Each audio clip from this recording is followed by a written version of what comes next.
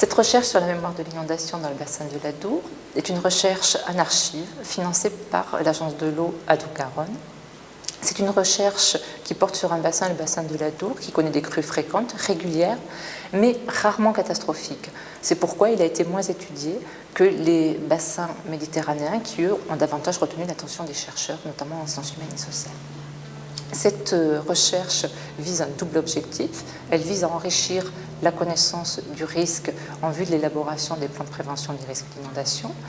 Elle vise également à mieux connaître la façon dont les services d'archives conservent ou ne conservent pas la mémoire du risque. Pour répondre à ces objectifs, nous avons procédé au dépouillement de documents d'archives conservés dans les archives départementales des Hautes-Pyrénées et des Pyrénées-Atlantiques. Donc il s'agit pour l'essentiel de documents administratifs, des rapports, des courriers, des tableaux statistiques, soit entre diverses administrations, soit parfois entre administrations et particuliers victimes des inondations.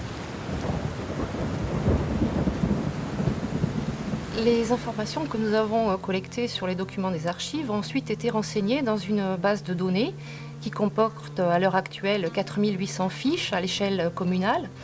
Ces fiches permettent de recenser un certain nombre d'informations relatives à la crue, sa localisation, sa date, l'ensemble de ses caractéristiques, mais également toute une série d'informations relatives aux effets de la crue, à ses conséquences, aux dégâts, aux victimes, puis des informations relatives éventuellement aux politiques publiques et notamment tout ce qui concerne les indemnisations éventuelles et les travaux d'aménagement et de défense qui sont réalisés soit à la suite de crues, soit entre les périodes de crues.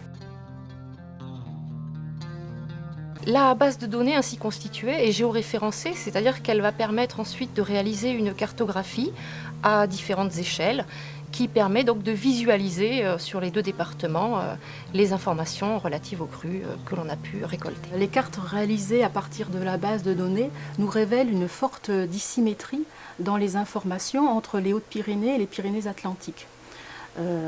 Nous avons des problèmes d'information qui concernent surtout les dates. On peut avoir le jour ou les jours, on peut avoir le mois, on peut avoir les années, mais on peut ne pas avoir du tout de référence en termes de date.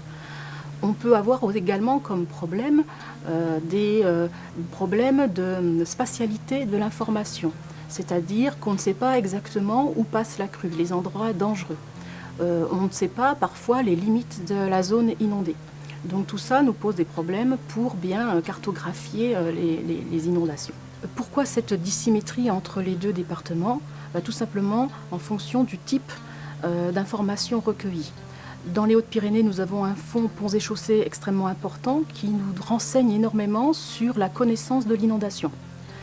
Par contre, dans les Pyrénées-Atlantiques, nous avons ce même fonds ponts et chaussées, mais qui ne nous donne aucune information sur l'inondation.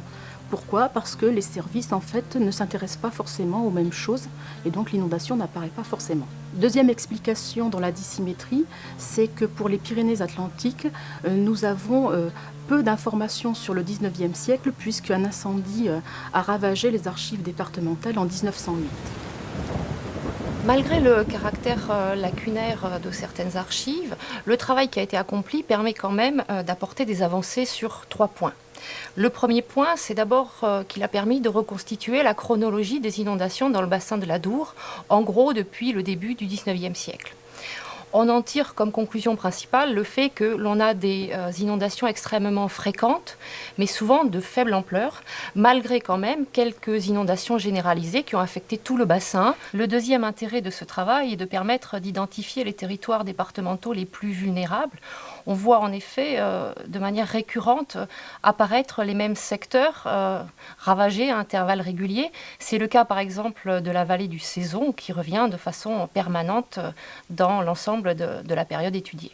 Le troisième apport de ce travail est de permettre de reconstituer l'évolution des politiques publiques de gestion des inondations sur l'ensemble de la période et nous permet d'avoir des renseignements extrêmement intéressants sur la politique d'indemnisation de l'État, politique réservée aux populations les plus fragiles, aux plus démunies, que l'on qualifie d'ailleurs à l'époque de populations nécessiteuses.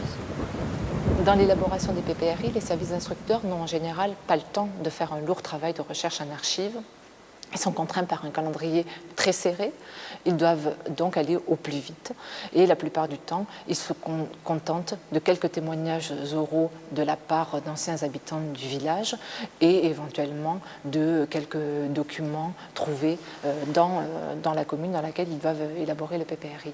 Mais un travail précis de longue haleine en archive n'est jamais opéré.